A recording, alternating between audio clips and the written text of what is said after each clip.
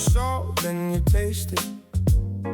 Hello, friends. Welcome to episode 2 of the David O. Stewart Show. Season 1 is The Democracy We Must Keep, which is his newest book.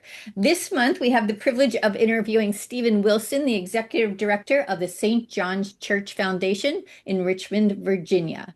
So this is a really important conversation because we're going to talk about Patrick Henry. So I'm going to throw it over to David and welcome Stephen. I'm Hope Katz-Gibbs, proud producer of the show on Incandescent Radio and Incandescent TV. I can't wait to hear this conversation. Thank you, Hope. Stephen, it's wonderful to have you here. I appreciate your coming. And the focus in my book on Patrick Henry is on his famous speech, Where You Are, where he said the ineffable pledge, give me liberty or give me death. And that helped ignite the flames of the American Revolutionary War. But first, let's get a little background about, first of all, the church. It is an active church, right? It is. So this is the oldest church in the city of Richmond. The front door, you can't see it, but I'm just going to point that way.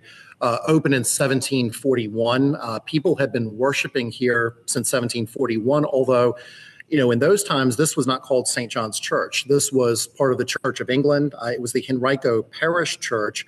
And the Henrico Parish actually has its origins going all the way back to 1611 at the city of Henricus. So it's an old place.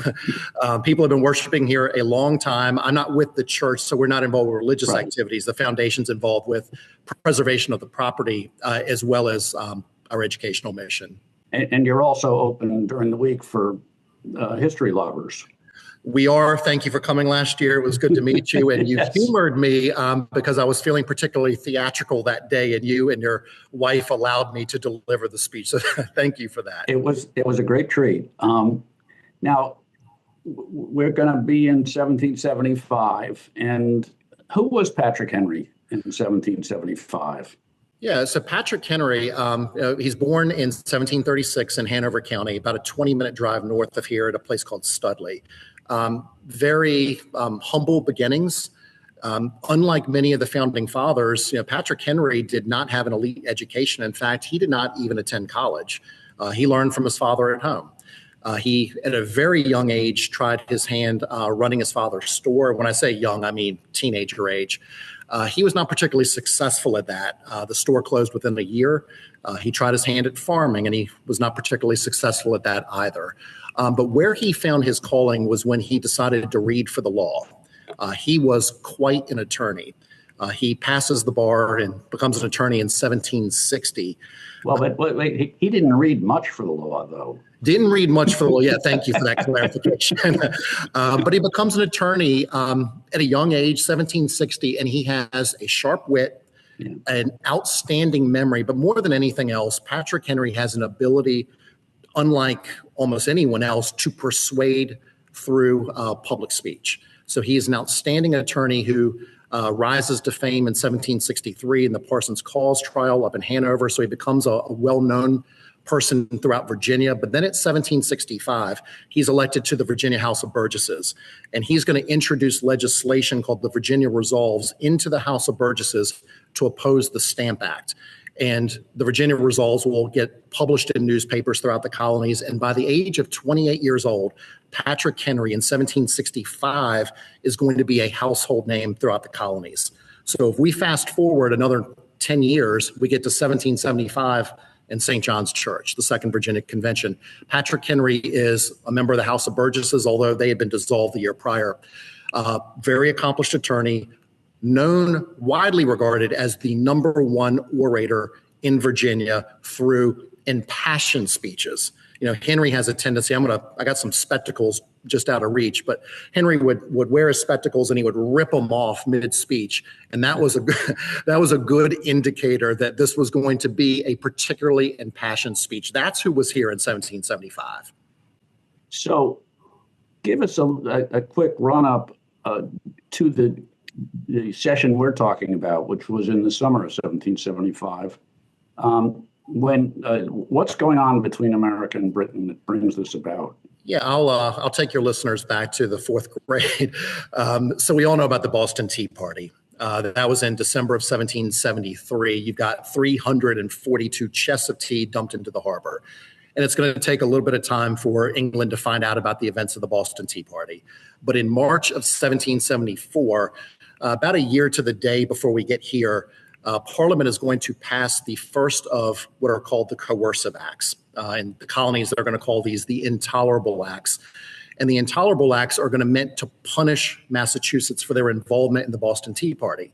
I'm not going to list them all, but these are going to include the Quartering Act. You're going to have British soldiers sent over from England to Boston. They're going to be housed in private citizens' homes at the expense of the homeowner. So the homeowner is going to have to feed the British soldier. And you can imagine that tensions will rise because of this. You've got the Boston Port Act, where Boston Harbor is going to be closed until the debt from the dumped tea is repaid. I mention all of this because here in Virginia, your members of the House of Burgesses, men like Washington and Jefferson and Henry, are monitoring the situation up in Massachusetts, and they're concerned. They're concerned that what's happening up in Massachusetts could happen here in Virginia. And they decide in May of 1774, they decide that they're going to show their support for Massachusetts as a group, as a legislative body, by fasting and praying. And then the royal governor of Virginia, he's the last royal governor. His name is John Murray. We know him in history as Lord Dunmore. He'll be one of our bad guys in the story. Lord Dunmore will retaliate against the members of the House of Burgesses by dissolving that group. And so they have, as of the summer of 1774, they have no legal authority. And so members of the House of Burgesses go down to Williamsburg to the Raleigh Tavern, and they come up with a plan. And what they decide is that they're going to, even though they don't have legal authority, they're going to meet in a series of meetings without the governor's participation that are called the Virginia Conventions. There are going to be 5 Virginia Conventions. The first one's in Williamsburg. The second one will be here. Now, what happens at the first Virginia Convention is delegates are elected from Virginia to the First Continental Congress up in Philadelphia. Henry is one of those delegates elected. It's one of the few times that he left Virginia in his entire life. At the second Virginia Convention, March of 1775, the primary order of business will be to elect delegates to the Second Continental Congress. But Patrick Henry's got some other ideas. Well, why are they in Richmond? Williamsburg was always the capital of Virginia. Yeah, good question. So Richmond's not going to be the capital for another few years, 1780. I would attribute 3 reasons why they met here. The number one reason, I'm going to have to go to my PowerPoint presentation now, but this is what, you didn't know I was going to do this. This is what the church would have looked like in 1741. It's a very, let me go a little higher. Can you see it? Perfect. All right. So that's what the church would have looked like. Rectangular structure, modest, but the population of Richmond's only 200 people at the time. In 1772, Richmond's population has tripled, and it is decided that an addition be put onto this building. I'm actually standing in the addition right now. I'm standing in this structure here. Got it. And so it's shaped like a T. This building in 1772 becomes the largest building in Virginia outside of Williamsburg. It is an ideal meeting location because it's big enough to hold the 120 delegates who attended the Second Virginia Convention. Reason number 1. Reason number 2 is that the rector of this church, and again, this is part of the Church of England, his name in history, Reverend Miles Selden, is known as the Patriot Parson. And Reverend Miles Selden is sympathetic towards the delegates' cause, and he allows them to come to this church to talk about revolution. Reason number 3, you said, how come not Williamsburg? Distance. Yeah. We are right now on the eve of war. March 23rd, 1775 is 27 days before those shots are fired up in Massachusetts. They didn't want to meet in Williamsburg because there was concern that the Redcoats would get sent. And this ultimately doesn't happen. But the 50 miles of distance between where I'm standing and Williamsburg would offer a level of protection for the delegates to slip out in case the Redcoats are sent in. So that's great for setting the scene. Just give us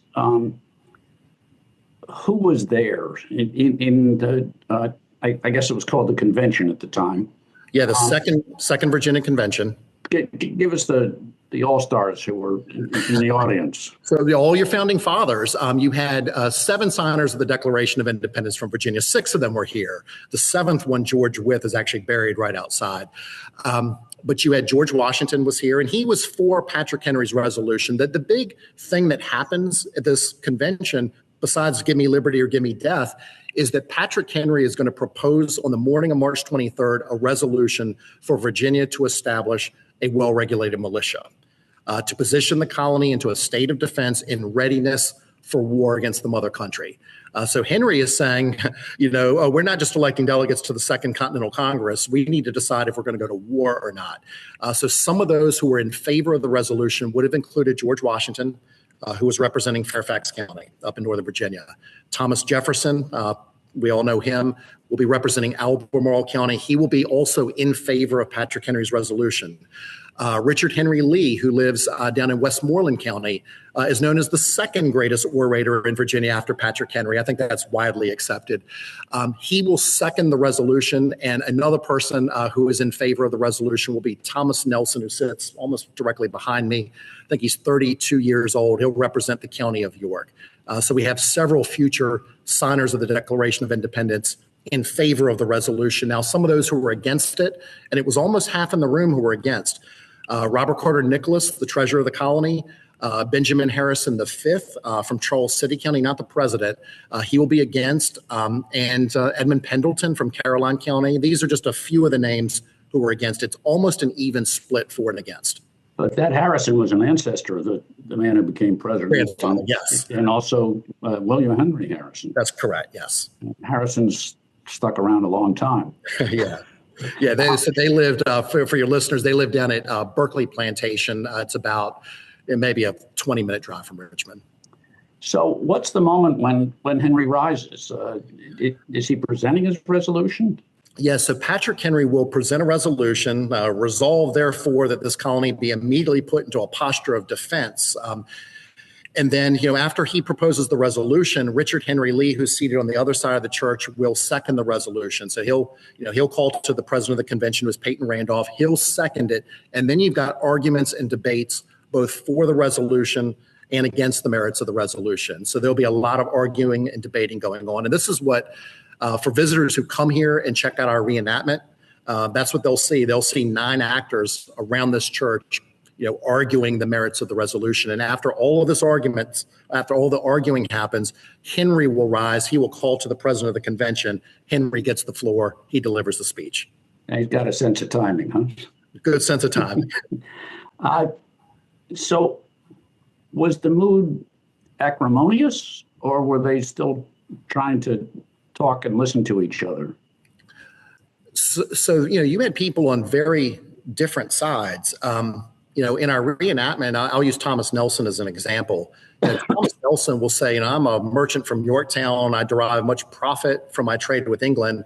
But why should we raise up our fortunes when they may be taken from us at the leisure of others? Tyranny and naked aggression must be met with preparation and fortitude. Let me say this, and I call upon God to witness. If any British troops arrive in the county of York, where I am lieutenant, I will await no orders. I will summon the militia and drive the invaders to the water's edge, to arms. That doesn't sound too acrimonious to me. Well, that's pretty feisty. Yeah, pretty feisty. Now, I can attest from that day last year that you are a powerful interpreter of Patrick Henry's speech, and you know it very well. Thank you. As well as Mr. Nelson. Can you give us a feel for it? All right. Well, I've done my costume change. I've got my 1700s jacket on. I've got my spectacles on, and I got my wig on. Before I start, though, I just want to mention that, and I'm not trying to do this to deflate, but we don't know exactly what Patrick Henry said. And I say that because his speeches were never written down, which kind of begs the question, well, how do you know what he said? Patrick Henry's initial biographer, a man by the name of William Wirt, cobbled together the speech some 30 plus years after it was first delivered by interviewing people who were still living that gave firsthand accounts of what Patrick Henry said. And so it was William Wirt in the early 1800s that actually wrote the speech. So what I like to tell people is that what you are about to hear would be the gist. It will not be word for word what Patrick Henry actually said because he didn't write his speeches down. You are explaining the reason why I almost omitted it. for my book because is it actually a document? It is. We all know that people's memory after 30 years, excuse me, rarely improves. So it's hard to know, but it did his work well, and talked to a number of people who gave he did consistent views. Yeah, and no, that's absolutely correct. I like to always add that William Wirt is generally regarded as a big fan of Patrick Henry, and so did he embellish because he was a big fan? There's no way of knowing that, but I do like to say it's the gist. So, well, and Wirt was no slouch, wasn't he? Attorney General. That's correct. Yeah, Wirt was. Yeah, he was a very prominent Virginian. Yeah. All right. So I'm going to call to the president of the convention, Peyton Randolph, and he's going to give me the floor. And I'll start by saying, no man thinks more highly than I do of the patriotism as well as the abilities of the very worthy gentlemen who have just addressed this House. But different men oftentimes see the same subject in different lights. So I shall hope that it not be thought of as disrespectful to those gentlemen if, entertaining as I do, opinions of a character very opposite to theirs, I shall set forth my sentiments freely and without reserve. This is no time for ceremony. The question before this House is one of awful moment to our country. For my part, I shall consider it as nothing less than a question of freedom or slavery. And in proportion to the magnitude of the subject ought to be the freedom of the debate. And so that's a little flavor for the beginning of the speech. And I always like to include the beginning because Henry, he's 38 years old. He is not the most senior person. He's not the youngest guy in the room, but he's not the most senior person either. And so he is, I believe, showing respect and deference to those older members in the convention, men like Peyton Randolph and Richard Bland and others. And he's kind of just starting to get fired up. We haven't taken the glasses off yet, but if we move forward through this 8-minute speech and we get to its dramatic conclusion, there'll be a very different tone. It is in vain to extenuate the matter. Gentlemen may cry, peace, peace, but there is no peace. The war has actually begun. The next gale that sweeps from the north shall bring to our ears the clash of resounding arms. Our brethren already in the field. Why stand we here idle? What is it that the gentlemen wish? What would they have? Is life so dear or peace so sweet as to be purchased at the price of chains and slavery? Forbid it, Almighty God. I know not what course others may take, but as for me, give me liberty or give me death. So very, very dramatic. Now, I tend to portray it a little bit more fiery than some of our actors here, but you get the idea that he is wound up and he's trying to convince these delegates that they need to vote for the resolution, not against. Well, I'll just fill in. You did skip over a passage I love, which is the chains are already clanking on the plains of Boston. Our chains are forged. Their clanking can be heard upon the plains of Boston. The war is inevitable. And let it come. I repeat it, let it come. Yeah, that feels to me very much like just a powerful statement of I am ready. We all should be ready. It's time. Yeah. Now, can you? What do we know about the impact of the speech in the room? Did his resolution carry? So, great question.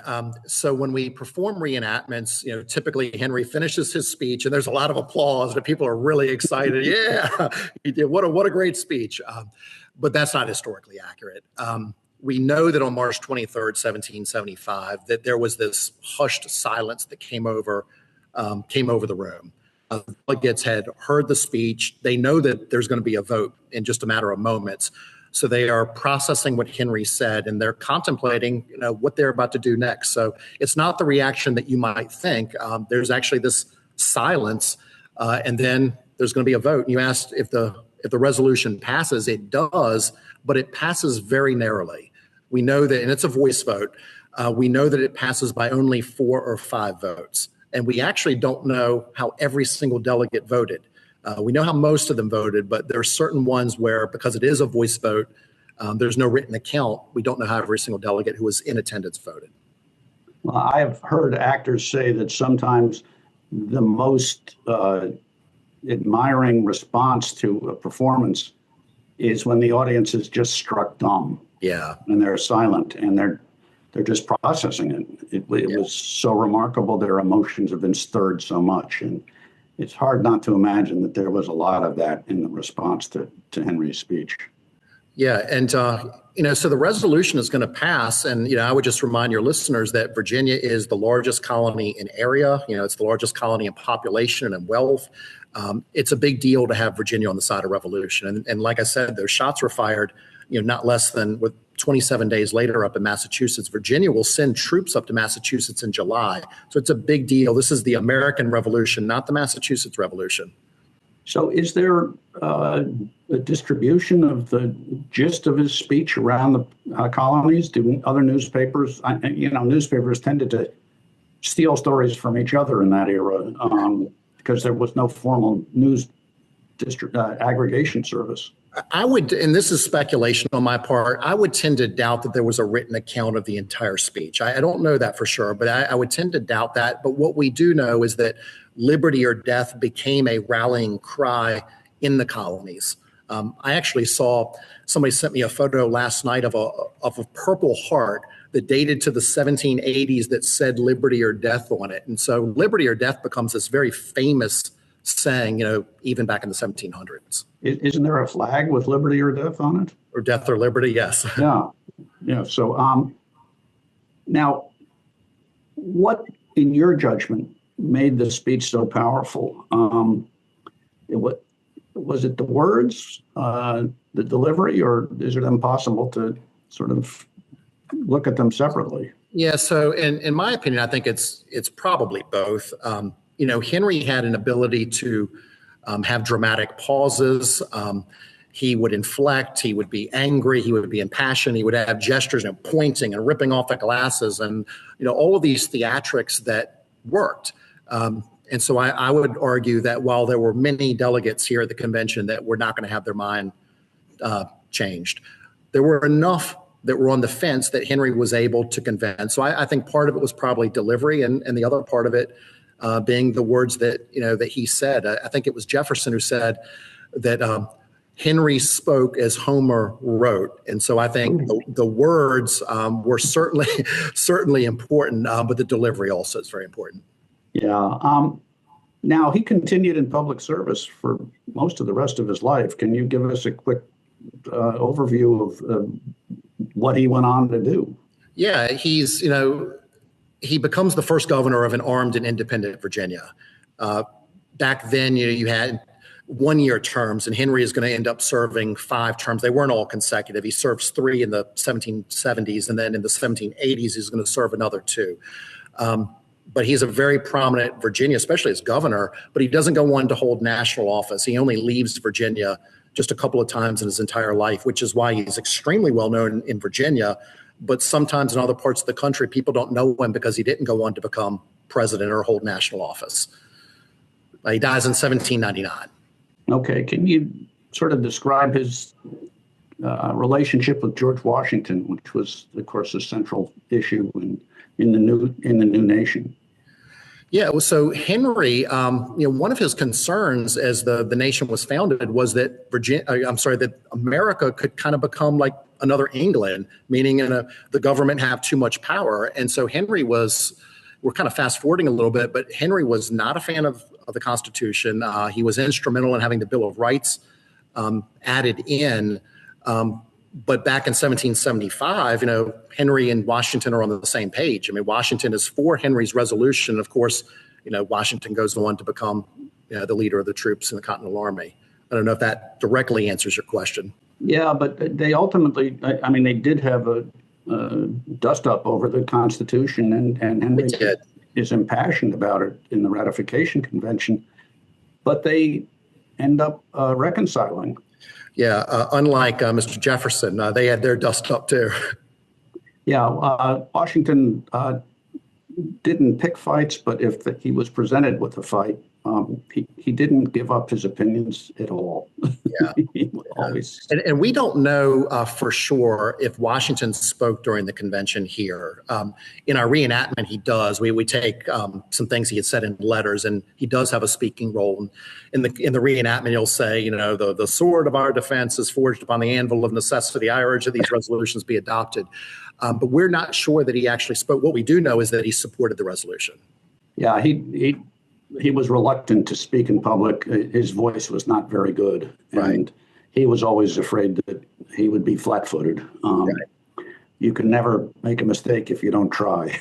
So, you know, Stephen, this has been fabulous. Thank you so much for giving us this great information, and also for helping us feel the moment. It's been a treat. Thank you. Well, thank you. And, you know, we celebrated the 250th anniversary of Patrick Henry's speech last year. So we were on the front end of all these 250 celebrations. I will add that Ken Burns, the PBS filmmaker, was here. He was actually seated about 4 feet from where I'm standing right now. He was our keynote speaker. And he said that and this is a plug, an infomercial for our reenactment, but he said that our reenactment was one of the best historical performances that he's ever seen. So I would just say to your listeners, if you ever have a chance to come to St. John's and see the reenactment, it is a heck of a performance. I bet it is. It absolutely is. I've had the privilege of being there, Stephen, and it's such an amazing church. The cemetery outside has some really famous people, and what you do is just really important, bringing history alive. Yeah, so thank you, Stephen Wilson, Executive Director of St. John's Church Foundation, and of course, our host, David O. Stewart, author of many, many books about the Founding Fathers, and his most recent, The Democracy We Must Keep. I'm Hope Katz-Gibbs, proud producer of the show on Incandescent Radio and Incandescent TV. This is episode 2 of many to come, where we talk about the power and importance of the founders and democracy. We will see you again soon. Thank you all so much for listening. Remember